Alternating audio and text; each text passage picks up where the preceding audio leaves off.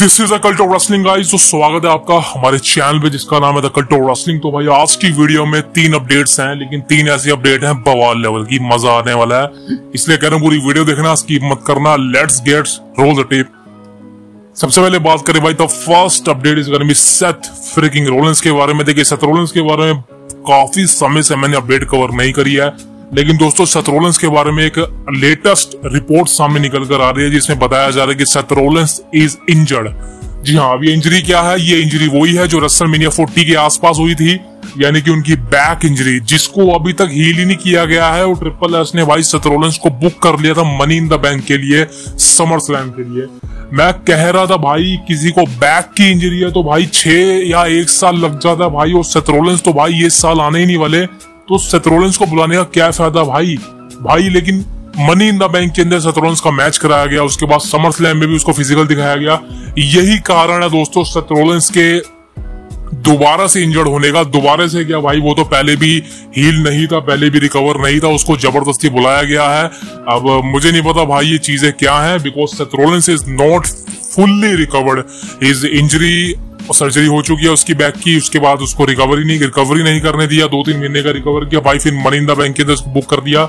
Money in the bank के अंदर Seth Rollins को लाना बेवकूफी थी, कोई रीजन नहीं था रोलिंस को लाने का मनी इन द बैंक के अंदर, बिकॉज अगर डेमन वेस्ट का मैच किसी और के साथ भी आप करा देते तो भी आपका काम चल जाता। लेकिन भाई सेथ रोलिंस को लाना कहीं ना कहीं वो बेवकूफी थी आपकी सबसे बड़ी कंटेंट राइटर्स की, तो मेरे अकॉर्डिंग तो ये है। लेकिन दोस्तों अब लेटेस्ट अपडेट ये है कि भाई सेथ रोलिंस आपको ये साल देखने को नहीं मिलेंगे। जी हाँ, ये न्यूज है सेथ रोलिंस के बारे में। अगर आप रोलिंस के फैन हैं तो भाई this is news for you. Seth Rollins आपको अब ये पूरा साल गायब नजर रहने वाले हैं, बिकॉज द मेन प्रॉब्लम इसकी सेथ रोलिंस की बैक इंजरी। उसके बाद सेथ रोलिंस के पास कोई अपोनेंट नहीं है, कोई फ्यूड नहीं है। बहुत से लोग कह रहे थे सीएम पंक सेथ रोलिंस की फ्यूड स्टार्ट हो गई, भाई वो अभी नहीं होने वाली। बता चुका हूं आपको, रोलिंस वर्सेस पंक की फ्यूड आपको रेसलमेनिया 41 में देखने को मिलने वाली है, वही इनका मैच होगा। उसके पहले ये मैच या इनकी फ्यूड शुरुआत होती नहीं नजर आने वाली। समर स्लैम में एक हल्का सा भुचका लगा था, एक राइवलरी की हीट थी, लेकिन इसके बाद राइवलरी अभी तक शुरू नहीं हुई है। ये रेसलमेनिया 41 में ही जाके इनका मैच और राइवलरी स्टार्ट होगी। सो रोलिंस के लिए अभी देखा जाए कोई मैसी फ्यूड नहीं थी। ये भी रीजन है रोलिंस से गायब होने का, जो ब्रॉन्सन रीड से रोलिंस के अटैक करवाया गया वो एक अटैक था, बिकॉज कोई फ्यूड नहीं थी। लोगों को लग रहा था फ्यूड है, लेकिन फ्यूड नहीं है दोस्तों, बिकॉज ब्रॉन्सन रीड ने तो भाई आर्ट्रूथ पर भी अटैक किया, मिस पर भी अटैक किया, तो ये कोई फ्यूड नहीं है, ये जस्ट अटैक था। और रोलिंस को इंजरी थी, और जिस वजह से रोलिंस को टीवी से टाइम ऑफ देना था दोबारा से। अब रोलिंस आपको नेक्स्ट ईयर रॉयल रंबल में ही देखने को मिलने वाले हैं, उससे पहले आप सेथ रोलिंस को मत एक्सपेक्ट करना, वरना पानी फिर जाएगा सारी चीजों पे। अब दोस्तों बात करें the next update is gonna be the apex predator, the 14 time world heavyweight champion Randy Orton the Viper, the legend killer. भाई रेंडी ओर्टन ने साइन कर लिया है अपना new 5-year extension with WWE। जी हाँ, 5 साल का कॉन्ट्रैक्ट रीसाइन करा है रेंडी ओर्टन ने WWE कंपनी के साथ। भाई बहुत लंबा कॉन्ट्रैक्ट है, 2029 तक ये कॉन्ट्रैक्ट है।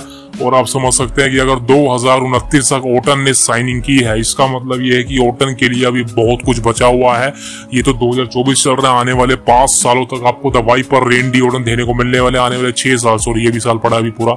सो ये चीजें भाई आपको ओर्टन अब डायरेक्ट रेसलमेनिया 29 में कौन सी होने वाली है, रेसलमेनिया 47 या 48 जो भी होने वाली है भाई, वहां तक रेंडी ओर्टन देने को मिलने वाले। So this is a very huge news for रेंडी Orton fans, because आपको द वाइपर देने को मिलने वाले। वैसे भी ओर्टन ने कहा था कि वो अभी ओवर 10 साल काम करना चाहते हैं, लेकिन भाई 10 साल तो नहीं, 6 या 7 साल बिता ले, वही बहुत बड़ी बात है। लेकिन दोस्तों मैं आपको एक चीज कहना चाहता हूँ, 2029 तक तो ओर्टन ने कहा है, लेकिन आई थिंक वो इंजर्ड ना हो, बिकॉज आपको पता है भाई WWE कंपनी के अंदर इंजरी काफी ज्यादा बढ़ चुकी है, आप देख ही चुके हैं रोलिंस को। और this is the main thing कि भाई ओर्टन इंजर्ड ना हो, हम एंटरटेन करें और ओर्टन को बेस्ट राइवलरी देखने को मिले।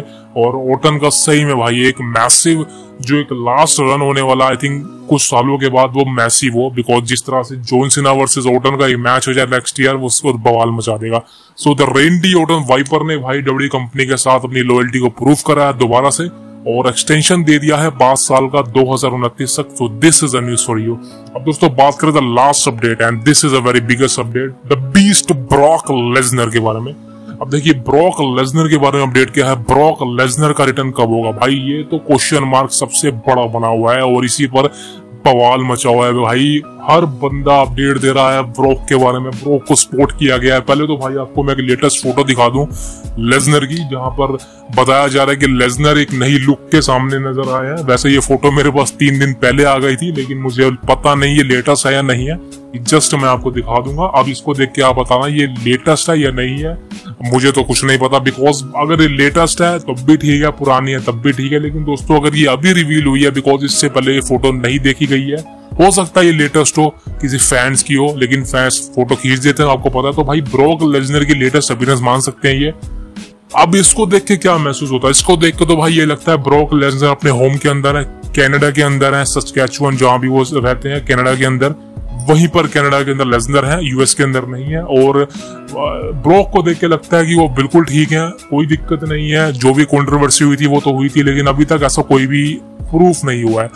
अब बात करें लेसनर और डब्ल्यू कंपनी के बीच में क्या प्रॉब्लम है, वो तो भाई ये दोनों ही जाने, अंदर की बातें तो हमें पता नहीं, देखो ऑफिशियल की बातें, लेकिन जितना हमको पता लग सका है उतना ये है कि भाई अभी डब्ल्यू कंपनी के जो टीकेओ वाले बंदे हैं वो लेसनर को लाने के लिए संतुष्ट नहीं है, वो लेसनर को लाने के लिए पूरी तरह से कन्विंस नहीं है। अब मुझे नहीं पता भाई ऐसा क्यों है, बिकॉज लेसनर एक ऐसा नाम है वो कुछ भी कर सकता है, मतलब कुछ भी का मतलब है कि वो कमाल का मैच दे सकता है, और ऐसा नहीं है कि आप उसको बुक ना करो, उसको बुलाओ मत।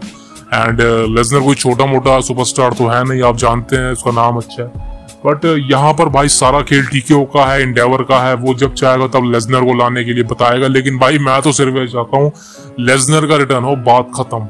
अब लेसनर के बारे में मैं क्या सोचता हूँ भाई, उसका रिटर्न होगा या नहीं होगा, तो देखिए भाई as a Brock Lesnar fan मेरा दिल कहता है कि लेसनर का रिटर्न होगा और रेसलमेनिया 41 में ब्रॉक का मैच होगा।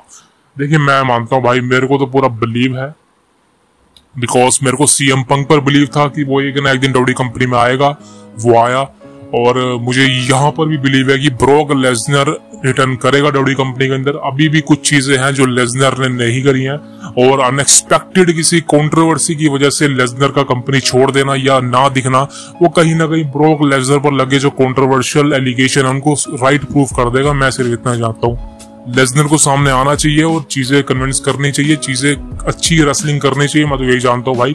बिकॉज अगर लेसनर अब नहीं आया, कभी भी अगर लेसनर का रिटर्न नहीं हुआ, तो भाई जो लोग ब्रॉक के फैन है सबसे पहले उनको निराश होगी। दूसरी बात, जो लोग सोच रहे थे कि एलिगेशन झूठ है भाई, वो सच हो जाएंगे, बिकॉज लेसनर तभी नहीं आ रहा। तो लेसनर को आना चाहिए कंपनी के अंदर, और टीकेओ वाले बंदों को सिर्फ यही बात कहना चाहता हूँ, भाई क्या मस्ती मटर गस्ती कर रहे हो, बुलाओ लेसनर को यार, बड़ा सुपरस्टार है भाई, बवाल मचा देगा।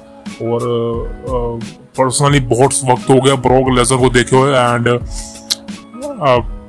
पता नहीं भाई क्या होने वाला, बट मैं चाहता हूँ कि लेसनर का रिटर्न हो। और कमाल की फ्यूड बची हुई है यार, कुछ मैचेस बचे हैं लेसनर के, वो मैं चाहता हूँ कंप्लीट होएं और ब्रॉक लेसनर का एक प्रॉपर रिटायरमेंट देने को मिले। बिकॉज जैसे मैंने कहा कि Lesnar is not a small superstar, वो एक ऐसा सुपरस्टार है कि मतलब अपने मैच से बवाल मचा देगा।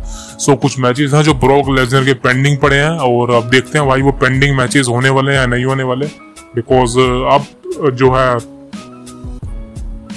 डब्ल्यू कंपनी का प्रोडक्ट तो अच्छा है, उनके सुपरस्टार भी अच्छा है, और ट्रिपल एच काफी बेहतरीन कर रहा है। सो मानता हूं कि ट्रिपल एच की अगर थिंकिंग की बात करें तो ट्रिपल एच नहीं चाह रहा कि लेसनर को लाने के लिए वो ज्यादा कुछ मेहनत नहीं कर रहा, बिकॉज वो बोलता तो है वो लेसनर को लाना चाहता है, लेकिन लेसनर को लाने के लिए कोई वो बड़ी चीजें नहीं कर रहा। कोई मैसिव चीजें तो होनी चाहिए उसकी तरफ से, बिकॉज वो अथॉरिटी के अंदर है, मानता हूं वो एम्प्लॉय है, लेकिन भाई अथॉरिटी में तो है ही ना, थोड़ा वो तो करना चाहिए। विंस मैकमैन के ऊपर एलिगेशन लगे थे इतने सारे, वो भी अपना डब्ल्यू कंपनी में आता था, काम करता था, ऑन टेलीविजन भी आता था। सोचो क्यों आता था, बिकॉज कहीं ना कहीं वो एलिगेशन को झूठे साबित करना चाह रहा था। सो ये चीज लेसनर के साथ भी होनी चाहिए। अब वो एलिगेशन सच्चे हैं झूठे मुझे नहीं पता, बट अगर झूठे हैं तो भाई ब्रॉक लेसनर को ऑन टेलीविजन आना चाहिए, अपीयरेंस देनी चाहिए। एंड जैसा मैंने कहा कि वो एक बंदा एक प्रॉपर रिटायरमेंट डिजर्व करता है, और उसको एक रिटायरमेंट मिलनी चाहिए, भले ही एक मैच के लिए लेसनर का रिटर्न हो, लेकिन हो समर स्लैम 2026 मिनियापोलिस मिनेसोटा के अंदर है, लेसनर का होम टाउन है। एंड वहां पर अगर लेसनर की रिटायरमेंट होती है तो कोई दिक्कत नहीं है, हो सकती है, बेहतरीन होगी चीजें। लेकिन अभी के हिसाब से भाई लेसनर का डब्ल्यू कंपनी में आना बहुत ज्यादा जरूरी है as a fan of me. तो दोस्तों this is latest news from today WWE। बस सिर्फ इतनी सी ख्वाहिश है मेरी, या ख्वाहिश है भाई कि सब्सक्राइब कर दीजिए, सब्सक्राइब करें the cult of wrestling for the latest news about WWE। And मैं आपसे मिलूंगा कल, तब तक के लिए थैंक यू वेरी मच, शुक्रिया, सी यू नेक्स्ट।